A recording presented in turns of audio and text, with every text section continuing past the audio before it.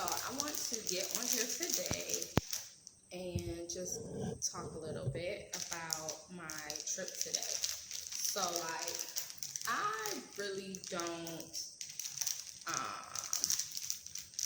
go like indulge into like slave type of experiences. So I don't watch a lot of movies about slavery. I don't really go visit sites or anything like that, and mostly because like it's traumatic, right? And for me, my life is traumatic as it is, and I don't need to throw myself into my ancestors' trauma when we're still feeling the residual trauma and effects of all the, like, we ain't out of it. It's just different, right? Some of it's still the same. Some of it's still the same, but definitely different. And so yeah, so I don't do that. But I'm in Senegal, and I decided to go and visit Goree Island today.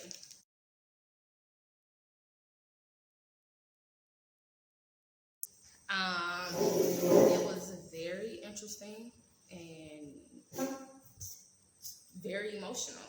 Like, I surprised myself when I started crying because it just literally came out of nowhere. I was in the children's cell, and then just like taking in that moment and just started crying. But there's a lot of history. There was a lot of thoughts.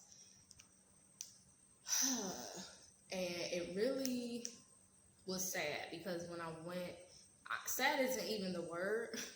Sad just seems to be like such a juvenile expression for real on the emotions, the multitude of emotions and the immensity of emotions that I felt in that moment. And there's a part of me that kind of like shut down some stuff. But on the tour, just going into like the rooms or the cells, because that's what they were, right? So you have like, everybody was separated. So you have the children's cell, the young children, you have the young girls who they kept reiterating was valued at 4 times more than anybody else because they were young girls. There's many reasons why they held that value. And then you had the men. So the men's cells were a lot smaller, but they had more of them. So there were like, I think 5 men's cells, but they were super small. But you had like 15 to 20 men in each cell. And then they had the women's cells. So going into these different cells and just knowing, like, as a mother, you were taken from your child, and if you hearing a child cry, there's nothing you can do. Like, you can't go and see what's wrong. You can't go and hold your baby. You can't go and comfort them. You can't do anything. And then also as a woman, as a woman who has experienced sexual abuse and physical abuse, and who lives with the hyper awareness of all the time of my safety, right? The hyper awareness of just, knowing that in so many ways I'm vulnerable. And I'm vulnerable, and people just will gladly take advantage of me in ways that are unspeakable just because I'm a woman, right? And knowing that so many young Black girls, so many young women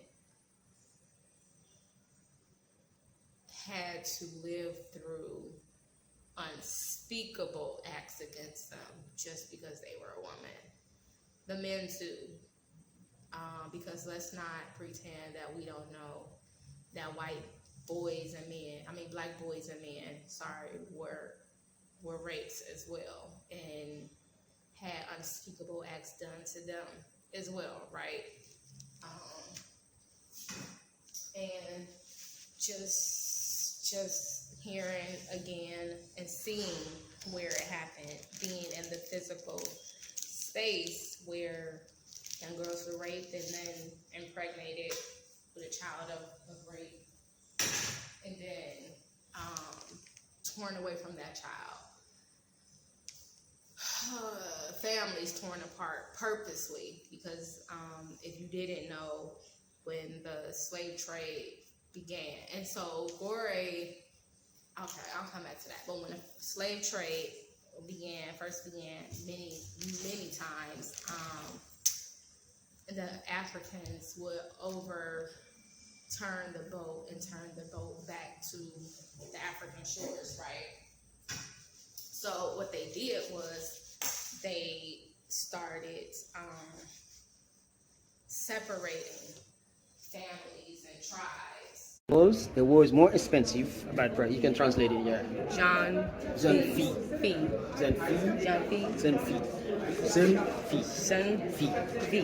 Young girls. Okay. Young girls. Those young girls was more expensive for the prices at the time. Mm-hmm. Yeah. One young girl equal 4 women. Because of the reproduction, when they bring them there. Yeah. You see? Also, so this was the men's cell. men's cell. 5 people. No, not 5 people. Here is a 2.60 m by 2.60 m. This here, 15 to 20 slabs inside. Oh, shit. 15 to 20 slabs inside, and also lying on the wall like this.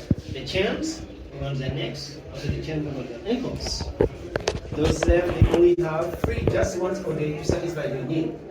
Yeah. If they want to go to the restroom, for example, pee or poo, just once a day. Okay. Yeah. And also, at the time, the value of men is depend on his musical. Strong guys. Mm-hmm. I told you the Yoruba, they used to select strong guys from Nigerian and Benin. We call them the Yoruba. That's why it's so painful for them. Yeah. And a lot of... And you said this was for the kids? For kids, yeah. Children.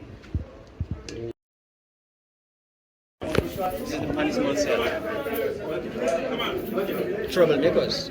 When they said, for example, today you have to go by first, and you declined, you said no, and they put you here. They just put you here 5 or 6 person. When you go inside, you can't stand up. No. Yeah, you can't stand and I'm up. short, and I can't stand up. You have to go if you want. You're gonna go.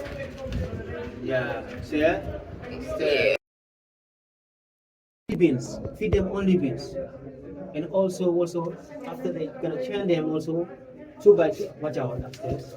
Yeah. See. They started separating families and tribes. So they started separating families and tribes, so they wouldn't put you with people that spoke your language.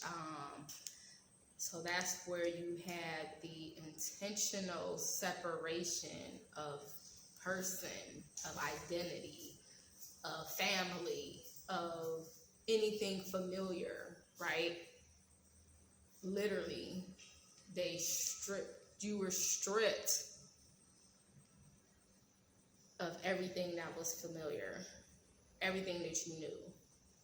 And Goree is the processing station, is where the oppression began.